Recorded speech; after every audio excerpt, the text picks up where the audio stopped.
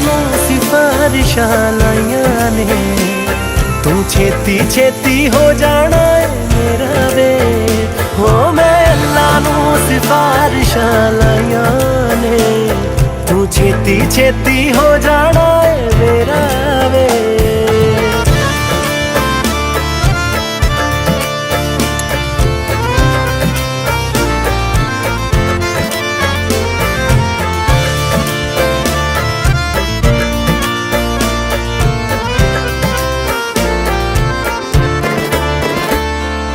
मंदिर मस्जिद